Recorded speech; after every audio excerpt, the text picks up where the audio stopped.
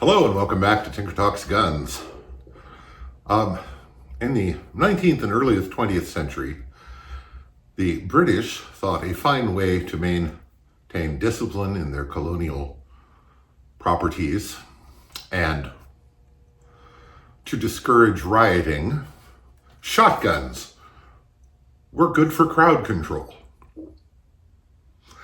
And I suppose technically they weren't wrong. But it seems a little harsh by modern standards. Anyway, the Greener Shotgun Company, who is famous for making a line of Martini Henry action single-shot shotguns, was enlisted to make a series of police shotguns for use by the colonial police. Yes, you don't want them too well armed. And this is an example. Now, this is a Mark III, which was made for Egypt. And it's interesting. It is a Martini Henry style action, but it has a simple bead front sight and a slot here in the receiver for a sort of rear sight. Now, these were meant to be used at relatively close range using shot loads, so sights were not, at a high premium. And I misspoke. That is not a bead front sight, it is a blade front sight. And you'll notice this little nub right here.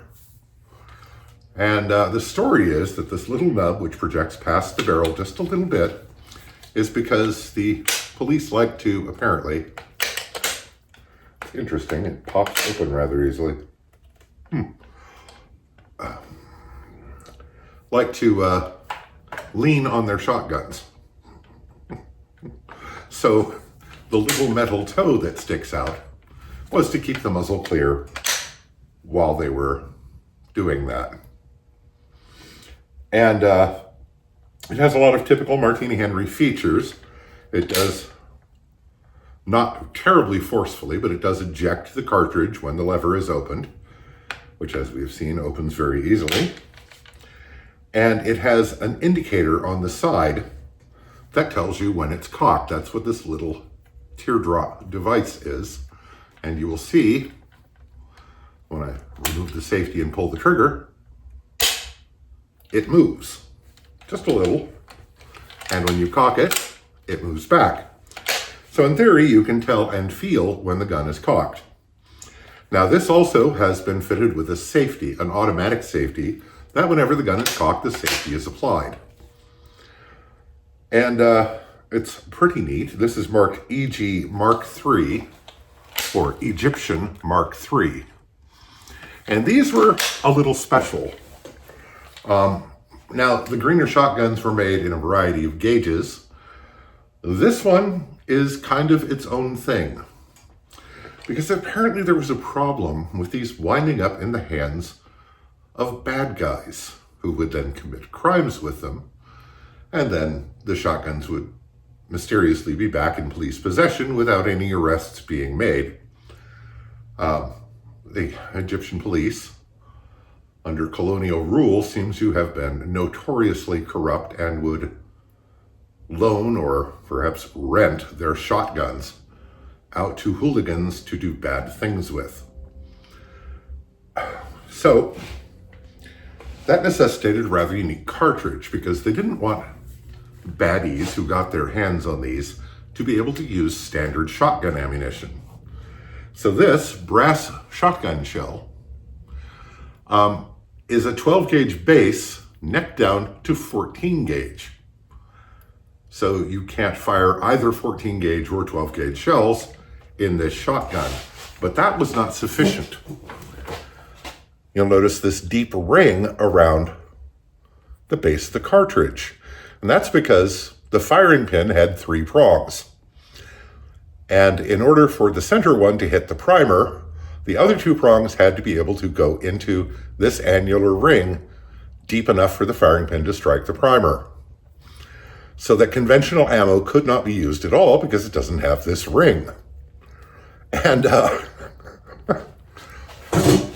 seems like an awful lot of trouble, but that was the way of things in that time and place. Now, Unlike typical sporting Greener shotguns, this one does have a full-length forestock in a rather military-looking fashion. And this seems to have been to facilitate the use of the shotgun barrel as a club. Very humane. I suppose it is, actually. It's better than shooting them. But, you know, it's a really interesting piece of history. It's in great shape. And while normally I like to fire the weapons I show you here, and this one is in quite good enough condition to fire, this ammunition runs between $35 and $40 a shot, as of my checking for them on the internet. No.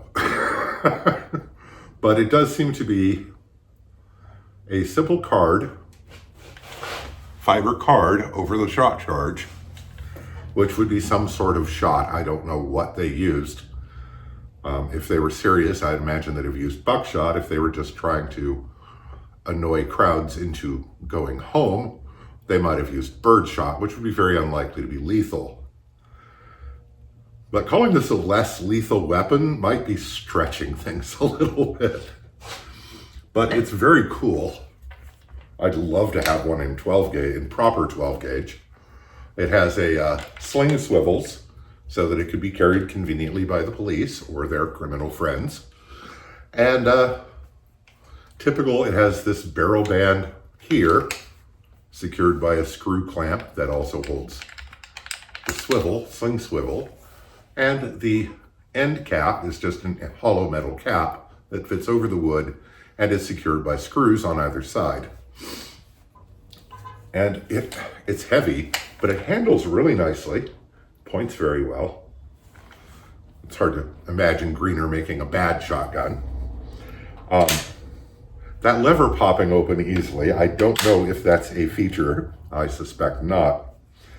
And